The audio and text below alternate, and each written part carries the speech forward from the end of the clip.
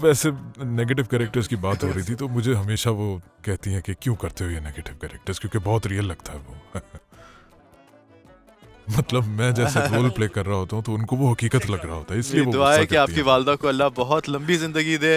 आपने बताया कि उनकी उम्र माशाल्लाह माशाल्लाह 80 साल आमीन है, अल्लाह आमीन, उनको शुक्रिया 100 शुक्रिया, साल से भी बहुत ज़्यादा शुक्रिया। लंबी ज़िंदगी दे सेहत के साथ। तो आप जब अपनी वालदा के साथ बचपन में रमज़ान का महीना गुजारते थे, अब तो मुझे लग रहा है कि तस्वीरें देख के कि वो बेड रिडन है, लेकिन वो क्या ऐसा ख़ास आपके लिए कुछ बनाती थीं, कोई ऐसी डिश, कोई ऐसा खाना जो आपको अभी भी याद आता हो? ओह, क्या बताऊँ, वो इतने अच्छे खाने बनाती थी, वो क्या बताऊँ। लेकिन पिछले कोई 2-3 साल से वो बेड पर हैं तो इस वजह से उठ नहीं पाती, खाना नहीं बना पाती। बचपन हाँ, से मैं ही समझ मुझे सकता हूँ। अपनी माँ के हाथ का खाना बहुत पसंद था और मैं अपनी माँ के हाथ के खाने खा कर बड़ा हुआ हूँ, इस तरह यहाँ पहुँचा हूँ आज।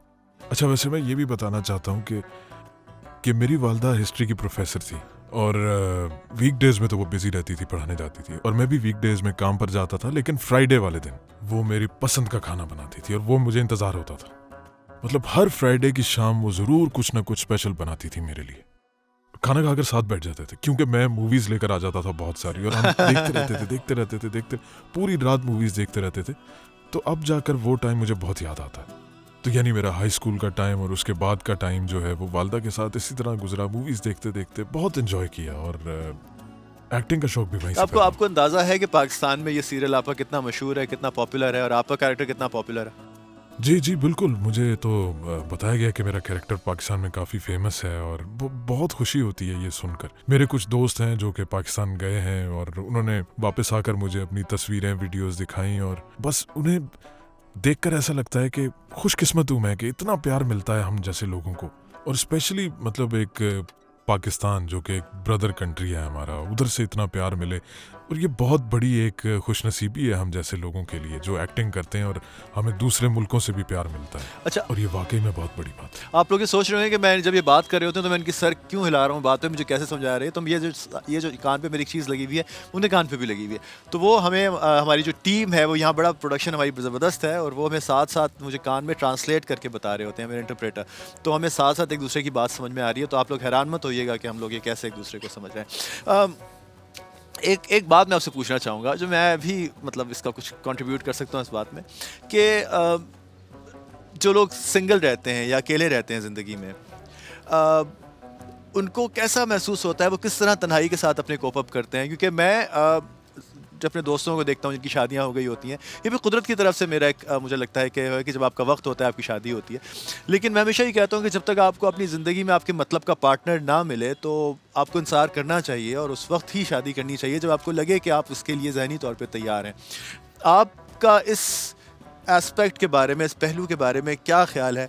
शादी कब करनी चाहिए इंसान को और अकेला रहना कैसा होता है? और ज़िंदगी में बहुत सारी जगहों पे आपको एहसास होता है कि शायद हमारा पार्टनर साथ होता, लेकिन बहुत इसके प्रोज़ एंड कॉन्स हैं, बहुत जगह फ़ायदे भी हैं, बहुत जगह नुकसानात भी हैं।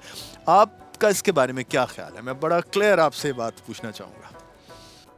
जी बिल्कुल, शादी एक बहुत ही अहम मौजू है और मेरे नज़दीक बंदे को यकीन होना चाहिए कि अल्लाह ताला ने उसके लिए जिसको भी चुना है, मतलब जिसके साथ भी उसकी शादी हो जाए, उसको यकीन होना चाहिए कि उसके साथ उसकी ज़िंदगी अच्छी गुजरेगी। और दूसरी चीज़ ये कि आपस की जो अंडरस्टैंडिंग है वो बहुत मायने रखती है, बहुत ज़रूरी है वो। मेरे नज़दीक इंसान को यंग एज में शादी करनी चाहिए ताकि दूसरे की लिहाज से अपने आप को एडजस्ट करे, अपने आप को उसी तरह ढाल ले।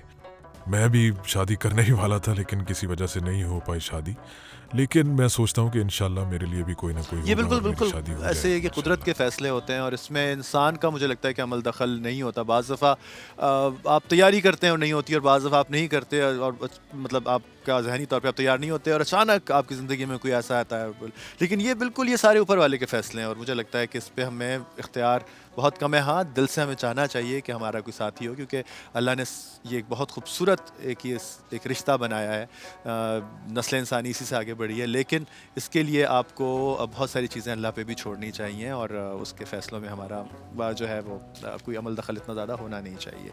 अच्छा, ईद कैसे मनाते हैं? जी, ईद काफ़ी क्राउडेड होती है हमारे यहाँ क्योंकि मेरे रिश्तेदार हमारे यहाँ बहुत ज़्यादा हैं। फादर की साइड से भी बहुत ज़्यादा रिश्तेदार हैं, मदर की साइड से भी बहुत ज़्यादा रिश्तेदार हैं। सब के सब ईद पर इकट्ठे हो जाते हैं और बहुत मज़ा आता है। सारे मिल के एक साथ खाते हैं, एक साथ एंजॉय करते हैं। तो बड़ी अच्छा, crowded तुर्की ईद में भी होती इसी है तरह हमारी। जिस तरह हमारे यहाँ जॉइंट फैमिली सिस्टम होता है और हमें बड़ा अच्छा लगता है। मैं तो बहुत बिलीव करता हूँ इस चीज़ के ऊपर कि जब आपके बहन भाई रिश्तेदार कज़न्स, आपके एक्सटेंडेड आपके जो कज़न्स होते हैं और आपके मामू मामी खाला खालू चचा फूफा फूफी ये वो सब लोग मिलते हैं, तो एक बड़ा खूबसूरत सा होता है कि यहाँ भी फैमिली सिस्टम और वैल्यू सिस्टम वही है जिस तरह हमारे यहाँ है। जी जी जी, बिल्कुल बिल्कुल बिल्कुल। हमारा भी फैमिली स्ट्रक्चर बिल्कुल पाकिस्तान की तरह ही एक कंबाइंड फैमिली सिस्टम है, लेकिन हमारे यहाँ पर बड़े बड़े घरों का रिवाज नहीं है। हम लोग एक साथ तो ज़रूर रहते हैं, लेकिन मतलब अपने अपने फ्लैट्स में रहते हैं। तो एक ही फ्लोर पे ले लिए घर बहुत सारे, या फिर एक फ्लोर और दूसरे फ्लोर पे ले लिए, इस तरह से रहते हैं। लेकिन बात आखिर वही है कि एक साथ रहने में बरकत है, और यही हमारा भी बिलीफ है। और यही क्योंकि फैमिली सबसे इम्पोर्टेंट है। और मेरी बात करें आप, तो मैं शुरू से ही एक कंबाइंड फैमिली का पार्ट रहा हूँ, और मैंने हमेशा से इसको एंजॉय किया है। क्योंकि देखें, जब भी मुझे कभी ज़रूरत पड़ी किसी चीज़ की, किसी भी मसले में मुझे मशवरा चाहिए हुआ, तो मेरी फैमिली साथ थी मेरे, और इसी तरह उनको मेरी ज़रूरत पड़ी तो मैं हमेशा वहाँ मौजूद था। और यही मेरे ख्याल में सबसे बड़ी नेमत है। क्योंकि तुर्की में नॉर्मली हम ये जानते हैं कि टर्की का ये जो मुल्क है, ये एक ऐसी जोग्राफिकल लोकेशन पे है जहाँ वेस्ट और ईस्ट मिल रहे होते हैं, जहाँ यूरोप और एशिया मिल रहे होते हैं। तो ये कल्चरल अमलगमेशन भी बहुत है यहाँ, और डाइवर्सिटी आपको मिलती है। तो किस तरह इन्फ्लुएंस किया यहाँ वेस्ट ने ईस्ट के ट्रेडिशंस और कल्चर के ऊपर, और किस तरह ये सारी रसूमात जो मुसलमानों की रसूमात थी उसको किस तरह इफ़ेक्ट किया वेस्ट ने? ये चीज़ें यहाँ क्रिसमस भी उसी तरह मनाई जाती होगी, यहाँ ईद भी उसी तरह मनाई जाती होगी, तो ये सारी चीज़ें ब्लेंड होके क्या इनकी अपनी असली शक्ल डिस्टॉर्ट हुई है, कुछ बिगड़ी है, या ये अपनी अपनी आइडेंटिटी के साथ उसी तरह मनाई जाती हैं? देखिए, जहाँ तक तुर्की का ताल्लुक है, तुर्की का एक अपना कल्चर है जो वेस्ट से बिल्कुल अलग है। तो यहाँ पर आपको दीनी आज़ादी है, हर कोई जो अपने दीन का, जिस तरह मैं हूँ, मैं इस्लाम को मानने वाला हूँ, मुझे आज़ादी है। इसी तरह बाकी कोई क्रिश्चियन है, कोई भी दीन से ताल्लुक़ रखने वाला, उसको आज़ादी है, वो जो मर्ज़ी चाहे करे अपने दीन के हिसाब से। तो यानी हर कोई एक दूसरे को रिस्पेक्ट देता है, एक दूसरे की एहसास करता है एक दूसरे का कि उसका दीन क्या कहता है, और वो उसकी जो रसूमात हैं वो अदा करे। कोई किसी के लिए कोई मसला खड़ा नहीं करता। तो ये बड़ा एक अच्छा कल्चर है टर्की का। और अगर आप पूछें एशिया या यूरोप का ज़्यादा इन्फ्लुएंस है, तो एशिया का ज़्यादा इन्फ्लुएंस है, क्योंकि हमारे आबाव अजदाद एशिया से ताल्लुक़ रखते थे, और यूरोप की तरफ तो बस देखते हैं, लेकिन असल इन्फ्लुएंस तो जो है वो एशिया से ही आता है, और इसीलिए फॉलो भी एशिया को करते हैं।